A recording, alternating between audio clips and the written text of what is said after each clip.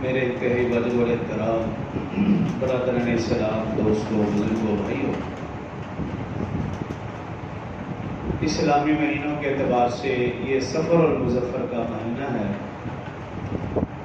اور اس مہینے کے حوالے سے زمانہ جاہلیت میں جو لوگوں کے عقائد نظریات تھے،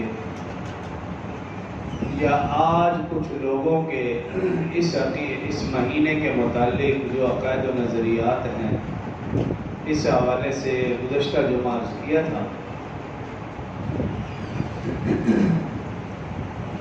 تمام عقائد و نظریات کا غلط اور باطل ہونا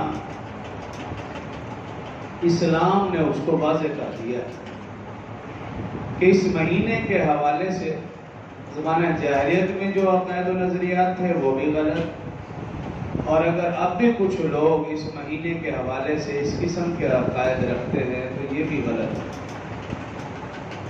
اسلام نے جو عقیدہ دیا وہ ایک صاف ستھرا عقیدہ دیا کہ موت و حیات، عزت و ذلت، نفع نقصان، خوشی غمی، بیماری تندرستی، یہ سب کچھ اللہ کے قبضے قدرت میں۔ کوئی مہینہ، کوئی جگہ، کوئی چرند پرند، درخت، کوئی بھی چیز بری اور منحوس نہیں، بلکہ نحوست اور رحمت کا تعلق انسان کے اپنے اعمال سے ہے۔ اگر انسان کے اعمال درست ہیں تو پھر رحمتیں اور برکتیں، اور اگر انسان کے اعمال درست نہیں تو پھر نحوستیں ہی نحوستیں۔ انسان کے عقائد و نظریات اس وقت خراب ہوتے ہیں جب وہ اللہ کی ذات پر کامل یقین اور بھروسہ نہیں رکھتا۔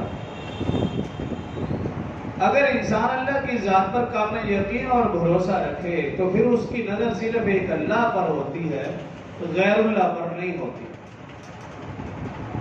اسے کہتے ہیں توکل۔ آج کے مختصر سے خطبہ میں توکل کے حوالے سے چند گزارشات عرض کروں گا۔